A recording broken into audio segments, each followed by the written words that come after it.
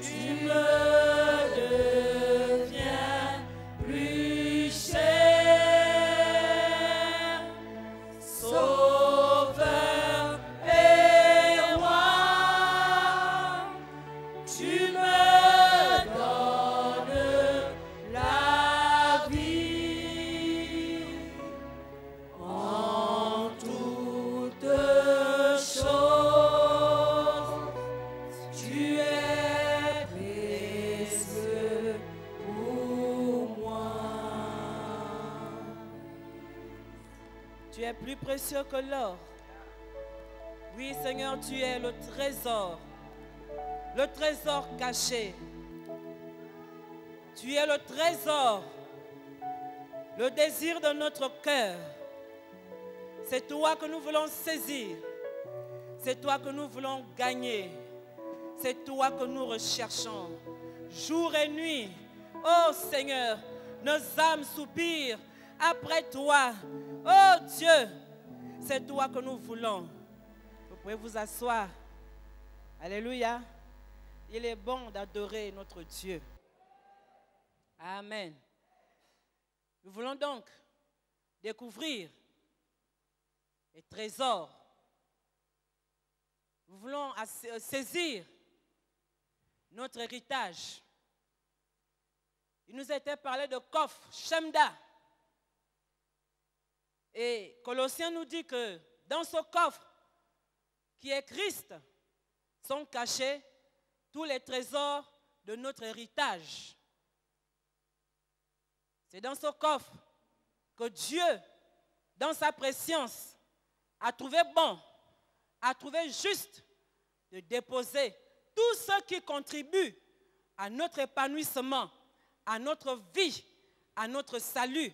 Dans ce coffre qu'est Christ, Dieu a déposé tout ce qui pouvait faire en sorte que toi et moi, un jour, nous nous retrouvions là-haut, dans les cieux, auprès de lui.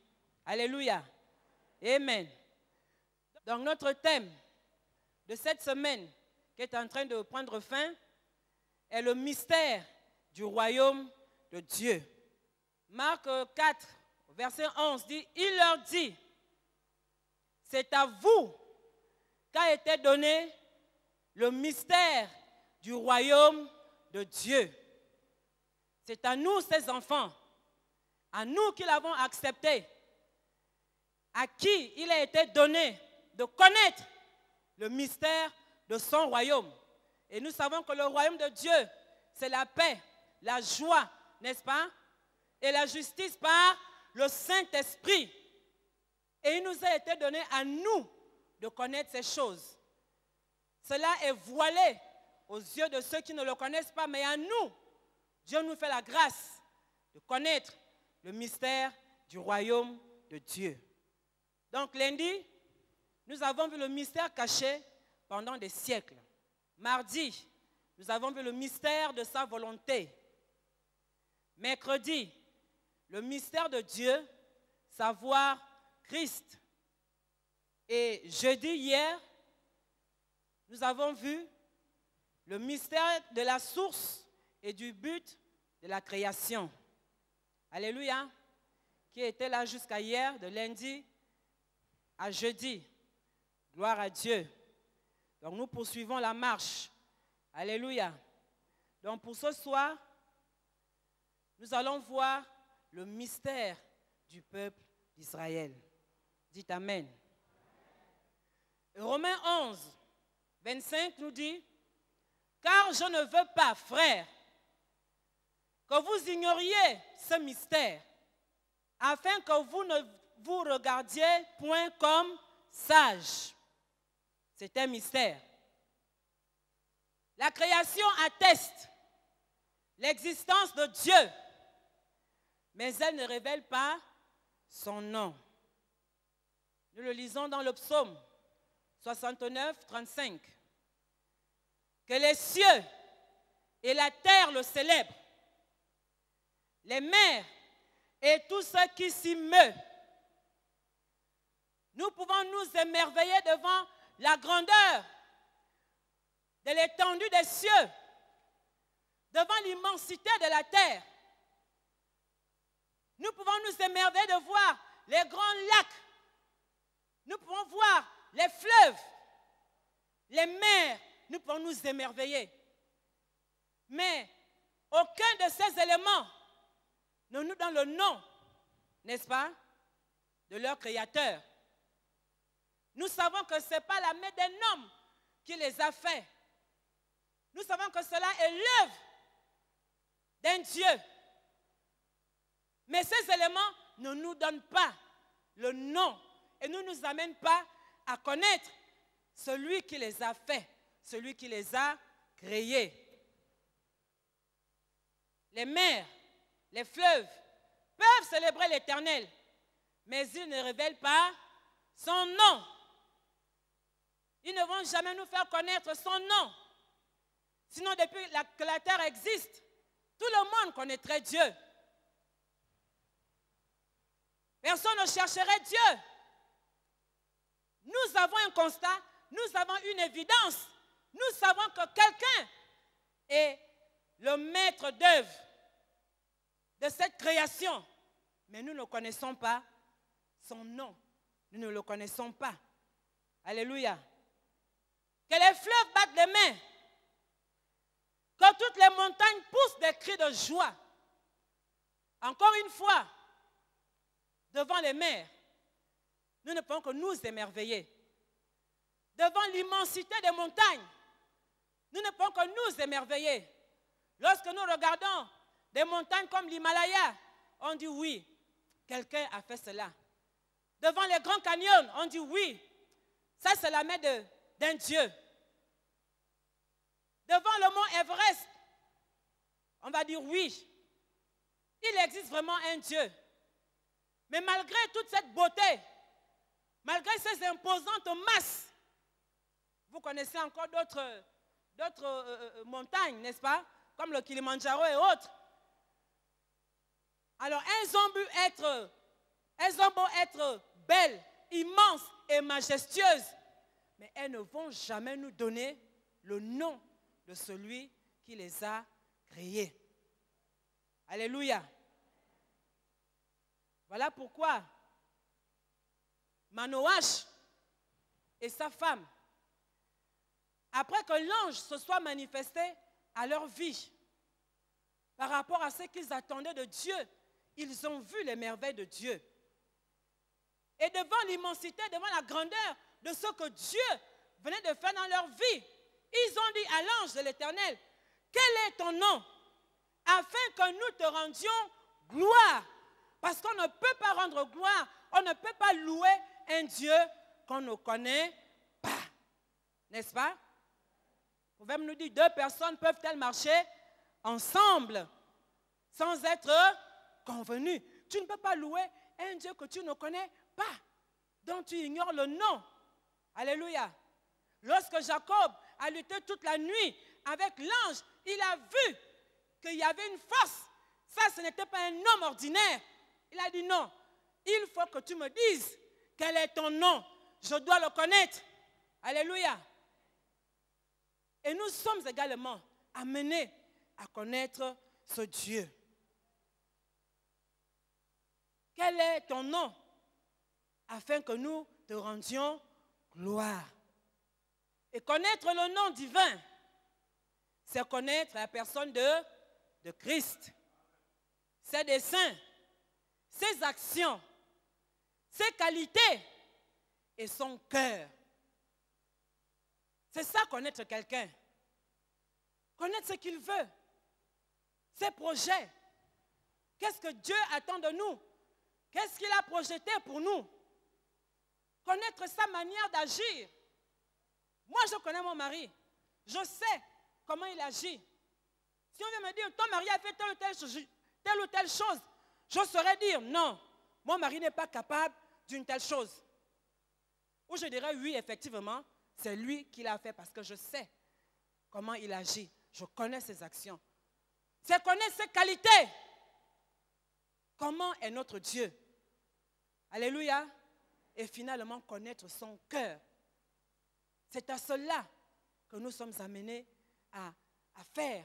Nous sommes amenés à rechercher, à connaître ce Dieu. dans toutes ces dimensions. Alléluia. Et nous avons ce cri de cœur. C'est le cri de l'âme. Et je crois que tout réside dans ce passage.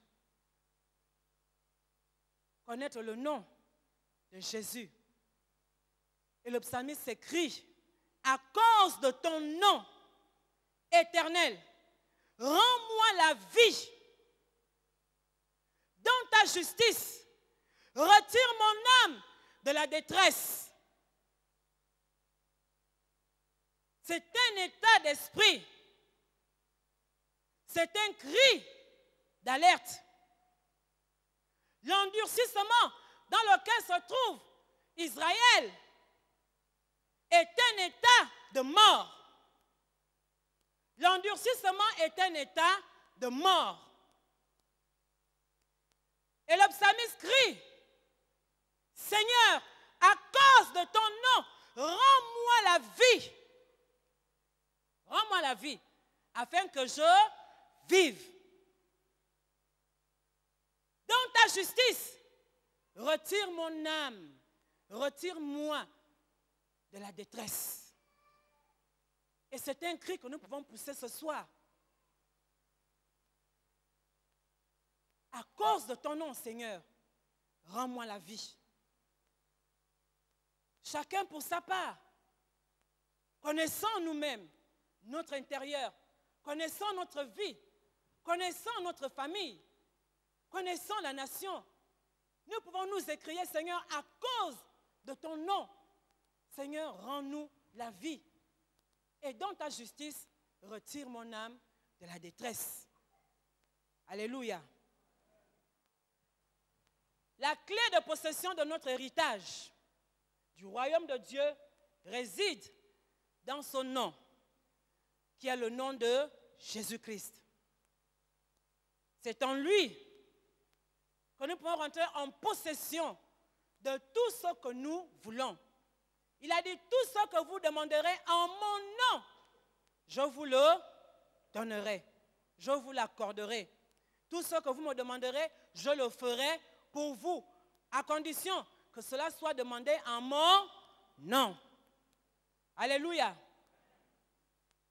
Donc nous voulons rentrer dans notre héritage. Cela passe par le nom de notre Seigneur Jésus-Christ. Alors, nous allons découvrir aujourd'hui le 5e nom donné à Jésus dans Apocalypse. Et son nom est le Seigneur Dieu. Répétez après moi, le Seigneur Dieu. C'est le nom qui est donné à Jésus dans Apocalypse 1:8. Seigneur Dieu. Israël racheté sortira de l'ombre lorsque son libérateur, c'est-à-dire Jésus, sortira de Sion pour établir son règne messianique longtemps attendu. Nous avons vu au début qu'Israël, une partie d'Israël est tombée dans l'endurcissement. Et le temps où cet endurcissement-là va être brisé, va être ôté, est arrivé. Lorsque le Rédempteur qu'est Jésus va sortir, mais il ne sortira pas de n'importe où. Alléluia.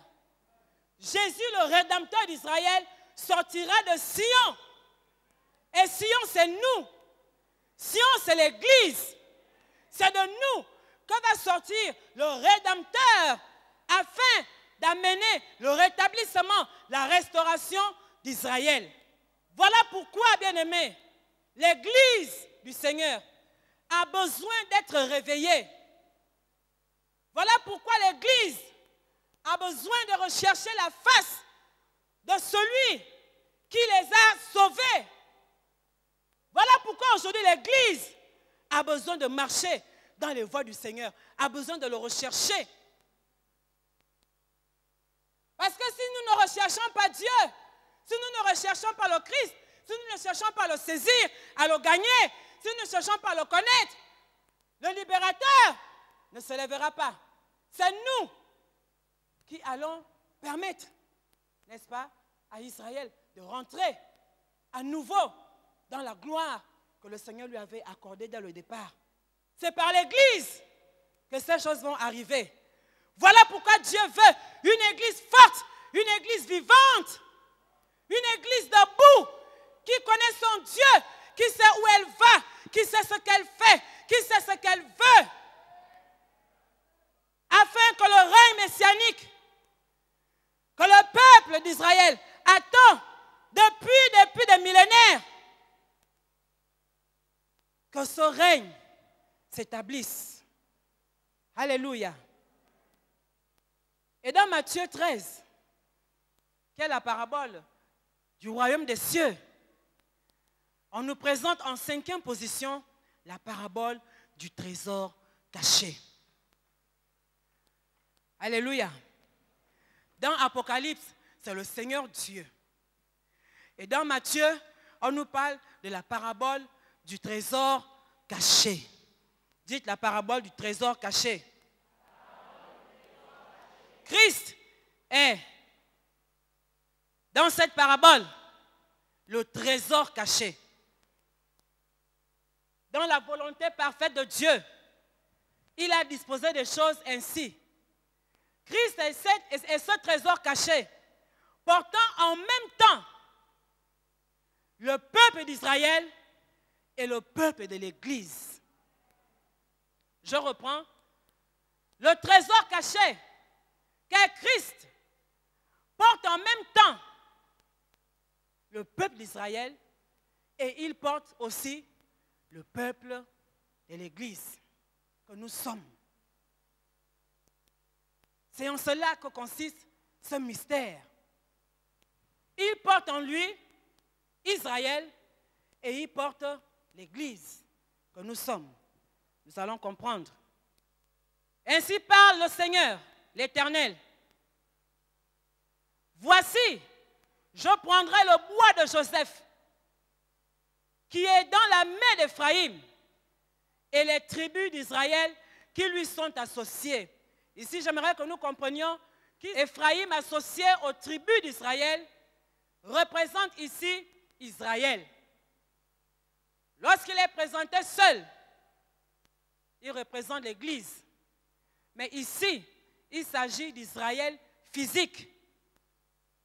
Je reprends, ainsi parle le Seigneur, l'Éternel. Voici, je prendrai le bois de Joseph qui est dans la main d'Éphraïm. Nous savons qu'Éphraïm descend de Joseph, n'est-ce pas?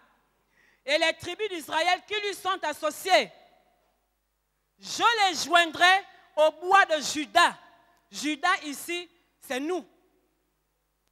Juda, c'est l'Église qui porte Dieu, qui connaît Dieu. Alléluia. Je les joindrai au bois de Juda et j'en formerai un seul bois, en sorte qu'il ne soit qu'un dans ma main. Il va prendre Israël avec nous, l'Église, parce que le temps vient où lorsque Israël va voir l'Église de plus en plus monter, présenter Christ, le Christ que eux, ils sont censés avoir, le voile qui est sur leurs yeux, l'endurcissement dans lequel ils se trouvent va être ôté. Alléluia. Alors, nous allons voir Dieu tenir dans sa main, c'est-à-dire le peuple de Dieu, l'Israël physique, avec l'Israël spirituel que nous constituons, l'Église. Donc, Éphraïm, avec les tribus, plus Juda, devenir un seul peuple pour gagner les nations du monde. Et ce temps est sur le point d'arriver. La grande moisson est prête. Mais cette grande moisson-là va se faire avec Israël et l'Église. Ce sont des moments forts qui arrivent. Alléluia. Et Éphésiens le confirme. Et il dit, car il est notre paix. Lui qui des deux n'en a fait qu'un. Et qui a renversé le mur de séparation. Alléluia. Il a renversé le mur de séparation de ces deux peuples. L'Israël physique et l'Israël spirituel que constitue l'Église. Dieu n'en fera qu'un. C'est fort. C'est ça le mystère de Dieu. Pour l'instant, Israël est dans l'ombre. Pour l'instant, nous voyons Israël tout simplement comme un petit groupuscule de peuples dans un coin géographique du monde. Mais le temps où Dieu va révéler le véritable visage d'Israël comme étant sa possession, son héritage, ce temps arrive et il est déjà là. Alléluia. Et nous allons vivre en plein ces choses. Et nous sommes de cette génération qui allons voir, qui allons vivre ces choses. Alléluia. Parce que le Seigneur est à la porte. Oh Église, nous avons un rôle important à jouer dans l'accomplissement des desseins de l'Éternel concernant Israël. Alléluia. Alors, qu'est-ce qui s'est passé? La Bible dit qu'Israël est l'olivier franc duquel Dieu a coupé quelques branches. Il existe quand même des Juifs aujourd'hui qui croient en Jésus, des Juifs messianiques. Ils sont là. Dieu les connaît. Ils œuvrent encore peut-être à une petite échelle, mais ils sont là. Mais de cet olivier franc, qui est le peuple de Dieu, qui est son élu, Dieu nous dit qu'il a enlevé quelques branches. Et à leur place, à la place de ces branches, Dieu est venu greffer l'Église des nations, qui est l'olivier sauvage. Nous n'étions pas un peuple élu. Nous n'étions pas un peuple appelé. C'est en cela que réside le mystère. Et Dieu maintient ce peuple dans l'endurcissement jusqu'aujourd'hui. Parce qu'il veut que tous les païens, tous ceux qui n'avaient pas droit au royaume, entrent. N'est-il pas merveilleux? N'est-il pas bon? Nous serions morts. Mais par sa volonté, dans son immense amour, il nous a pris et il nous a greffés à son peuple élu, à son peuple choisi, à son peuple appelé. Nous qui n'étions pas appelés son peuple, aujourd'hui, on nous appelle peuple de Dieu. Alléluia. Seul Israël portait son nom, peuple de Dieu. Mais aujourd'hui, n'étant pas israélites de souche, nous sommes appelés peuple de Dieu à cause de l'œuvre de la croix. À cause de Jésus, à cause de son nom qui nous a été donné, nous sommes appelés peuple de Dieu. C'est une grâce. Alléluia. Donc nous profitons aujourd'hui en Christ de la sève montant de la racine de l'olivier franc.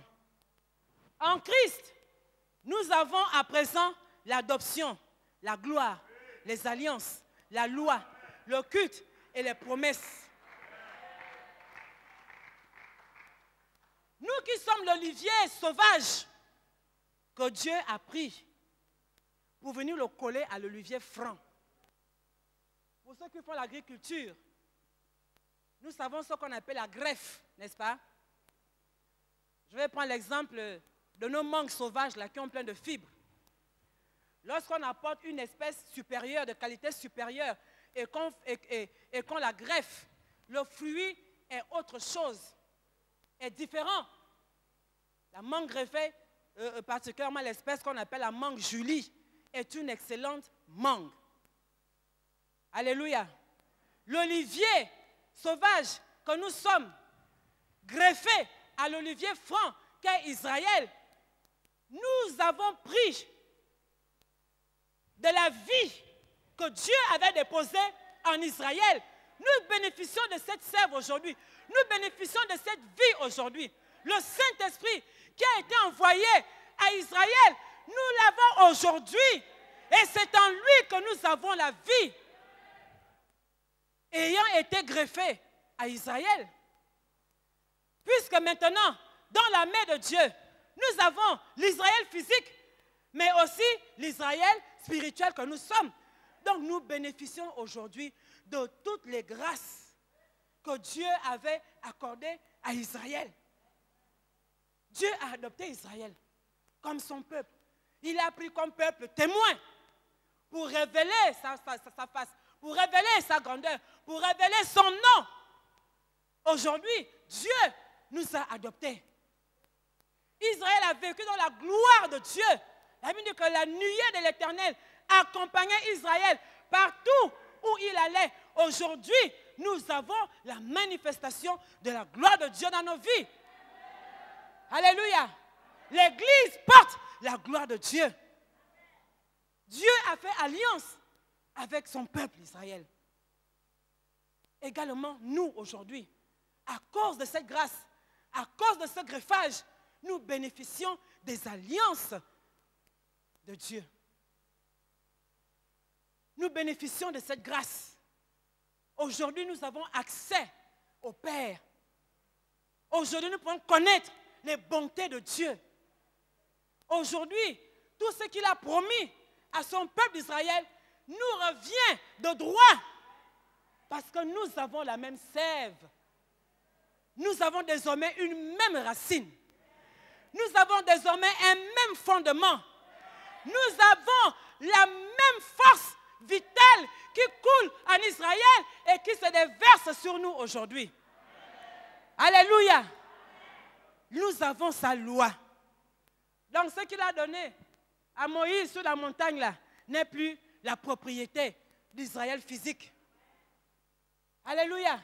Sa loi nous a été donnée. Nous l'avons aujourd'hui. Nous avons le culte que nous célébrons tous les jours. Au-delà du fait qu'on se retrouve ici les dimanches, mais chacun pour sa part vit son culte. Dieu nous a fait accéder à sa présence.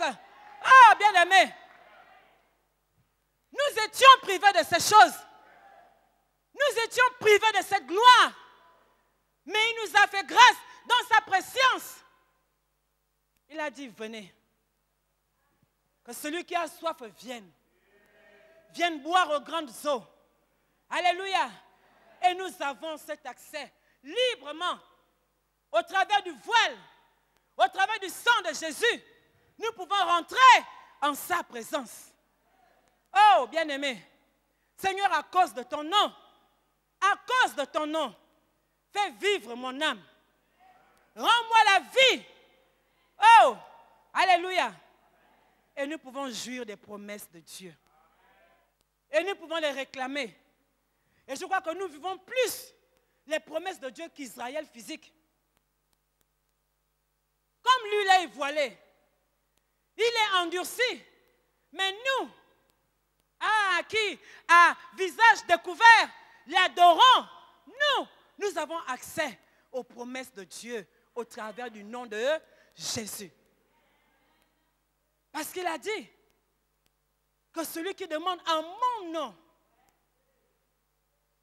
celui qui demande en mon nom, je lui accorderai ce qu'il me demande. Est-ce qu'Israël demande au nom de Jésus? Parce qu'il ne connaît pas Jésus. Mais nous, Dieu nous a fait la grâce de le connaître. Et nous avons accès à ces promesses. Le Seigneur veut que nous réalisions cette importance, que nous réalisions cette grâce, bien-aimés. Il n'est pas question qu'aucun d'entre nous reste en dehors de ce que Dieu est en train de faire. Que chacun pour sa part saisisse sa grâce, sa portion de grâce. Que chacun saisisse ce qui est à lui, que chacun rentre dans son héritage. Il n'est plus question qu'un seul reste en arrière. Nous avons les promesses, nous avons le culte, nous avons la loi. nous avons l'alliance. Oh, il a dit à Israël, je ferai avec toi, j'établirai avec toi une alliance éternelle. Aujourd'hui, nous avons cette alliance éternelle. Nous pouvons vivre la gloire de Dieu au quotidien. Tu peux la vivre au quotidien. Alléluia. Et il t'a adopté. Tu peux l'appeler Abba, Père, à cause de l'esprit qu'il a semé en toi. Alléluia. Tu lui appartiens. Donc, considère-toi aujourd'hui comme Jacob que Dieu a engendré. Alléluia. Tu as le même statut que Jacob. Alléluia. Non, quelqu'un ne me croit pas ce soir. Alors, à cause de l'endurcissement, et je disais tantôt que c'est un état d'esprit. Que l'endurcissement est un état de mort. Donc, Israël aujourd'hui est comme dans un état de mort. Parce que l'endurcissement ferme la porte à Christ. C'est le refus de Christ. Et tant qu'ils sont dans cet endurcissement, ils ne peuvent voir la gloire de Dieu. Et pour nous aujourd'hui, beaucoup sommes encore dans un état d'endurcissement. Et le Seigneur montra quelque chose de particulier, quelque chose d'extraordinaire à Ézéchiel. Il lui a montré la restauration d'Israël. Et cette restauration-là est également la nôtre, puisque nous sommes désormais greffés à Israël. Et que ce que Dieu engage comme action envers Israël aujourd'hui, automatiquement, nous sommes bénéficiaires. Parce que nous sommes greffés à lui. Et nous avons tous une même racine. Nous avons une même sève, une même vie. Cette sève, c'est l'esprit. La sève qui donne la vie à l'arbre, c'est l'esprit. Et il faut que cet esprit monte et rentre dans toutes les branches jusqu'à la plus petite feuille. Et voilà que Dieu va montrer à Ézéchiel la vallée des ossements. Et il va dire, prophétise donc. Et dis-leur, dis à mon peuple, ainsi parle le Seigneur l'Éternel, voici, j'ouvrirai vos sépulcres. Je vous ferai sortir de vos sépulcres. L'endurcissement est un état de mort. Et le Seigneur dit, je vais restaurer. Je vais restaurer ta vie. Je vais restaurer ta famille. Je vais restaurer ton pays. Il dit cet état de mort qui ressemble à un sépulcre, je vais l'ouvrir. Je vais ouvrir ce sépulcre. Alléluia. Prophétise donc. Et dis-leur, lorsque vous irez lire le chapitre 37, tout entier, il va dire à Ézéchiel, crois-tu que ces ossements peuvent revivre? Le Seigneur avait besoin de la foi du prophète. Il avait besoin il sollicitait la foi d'Ézéchiel. Il voulait qu'Ézéchiel comprenne que malgré le degré de mort dans lequel pouvaient se trouver ces os, ils étaient capables de revenir à la vie. Et il dit, parle, ouvre ta bouche et prophétise. Le Seigneur veut amener à nouveau une restauration telle que son peuple va rentrer dans une abondance. Je ne parle pas ici d'abondance matérielle.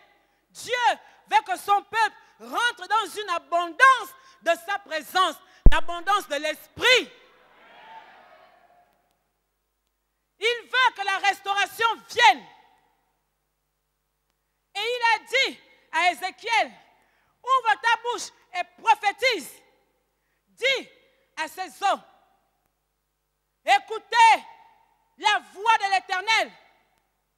Et lorsqu'Ézéchiel a commencé à prophétiser, à parler aux ossements en leur disant, écoutez la voix de l'Éternel, la Bible nous dit qu'il y eut un bruit. Et il y eut un mouvement. Il y a eu un bruit. Le vent de l'esprit. Il y a eu un mouvement. Les eaux se sont rassemblées. Dieu va joindre dans sa main l'Israël physique et l'Israël spirituel. Les eaux se sont rassemblées. Mais la Bible dit, il n'y avait pas encore l'esprit. Nous pouvons avoir des mouvements et des mouvements. Des rassemblements et des rassemblements. S'il n'y a pas l'esprit, la gloire de Dieu ne sera pas totale. Il faut que l'esprit souffle. Il faut que l'esprit vienne. C'est lui la sève qui donne la vie à l'arbre souche et à la greffe. Il a dit prophétise. Et il a ouvert la bouche. Et l'esprit est sorti.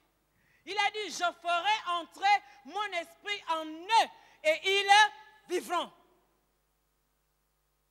Le Seigneur veut faire entrer son esprit en nous. Et il a prophétisé. Son esprit va descendre.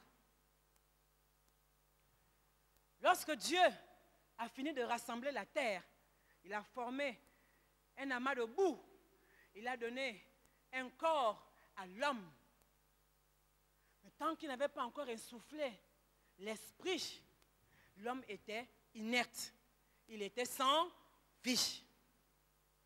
Et dès que Dieu a insufflé dans ses narines le souffle de vie, la Bible dit que l'homme devint un être vivant. Il est devenu vivant. Et il s'est tenu debout. Il a commencé à marcher. Alors que Dieu ouvre ce soir des sépulcres. Qu'il ouvre des sépulcres et que la vie de l'esprit souffle. Il dit, je mettrai mon esprit en vous et vous vivrez.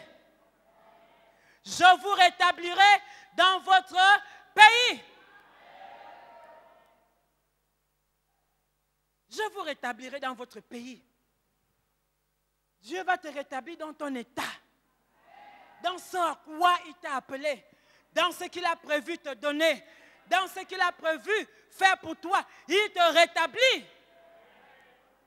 Il dit, je mettrai en vous, je mettrai en eux mon esprit. Et il va souffler cet esprit. C'est le Saint-Esprit qui amène la vie.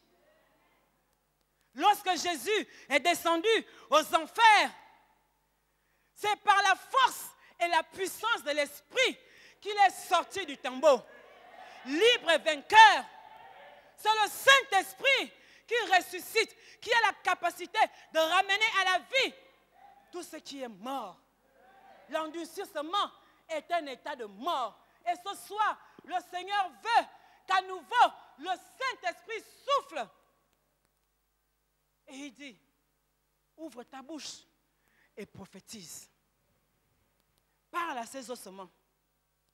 Que ta foi aujourd'hui regarde au-delà des ossements secs. Que ta foi aujourd'hui regarde à ce qui semble être perdu. Le Seigneur te donne le pouvoir de créer par ta langue, de donner la vie à ce qui n'est plus. Il dit, je mettrai mon esprit en vous. Je mettrai mon esprit en toi. Et ce qui ne vivait plus en toi, ce qui n'existait plus en toi, à nouveau va revenir à la vie. Va revenir à la vie. As-tu un organe, un membre dans ton corps qui n'obéit plus à la loi de la vie? Ce soir, ouvre ta bouche et prophétise.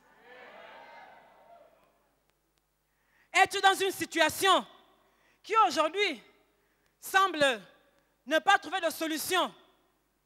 Comme ces ossements desséchés, il te dit, fils de l'homme, ouvre ta bouche et parle, prophétise. Parce que dans ta bouche, j'ai mis l'esprit, j'ai mis le souffle. Alors ouvre ta bouche et parle. Ouvre ta bouche et prophétise. Ouvre ta bouche et déclare. Ouvre ta bouche et ordonne. Alors comme Ézéchiel, tu vas voir quelque chose se passer. Parce que lorsque Ézéchiel a commencé à parler, il dit, je regardais et voici, il y avait un mouvement. Il y avait un mouvement. Des choses sont sur le point de prendre un mouvement. Alléluia. C'est par toi que ce mouvement va venir. Alléluia. Alors ouvre ta bouche et parle. Ouvre ta bouche et dis.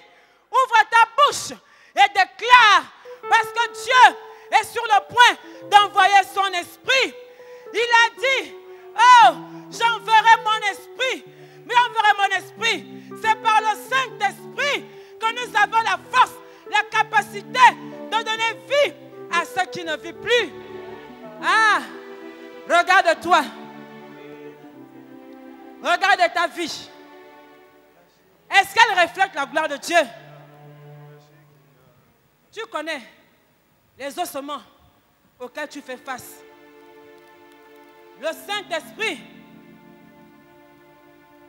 veut à nouveau faire de toi celui qui commande, celui qui par sa bouche déclare, dit des choses et elles arrivent. Alors ce soir, recevez l'esprit, recevez la force de créer, recevez la force de commander et de voir les choses arriver. Devenez à nouveau de la nature de ceux qui appellent les choses qui n'existent pas et elles viennent à l'existence. Parce que le Seigneur nous a greffés à l'olivier franc. Oh, et nous sommes devenus un avec l'Israël de Dieu. Alors ouvre ta bouche et que le Saint-Esprit à nouveau se saisisse de toi. Reçois le Saint-Esprit maintenant même. Reçois la capacité de créer. Reçois la force de donner vie à ceux qui ne vivent plus. Au nom de Jésus, ouvre ta bouche et parle.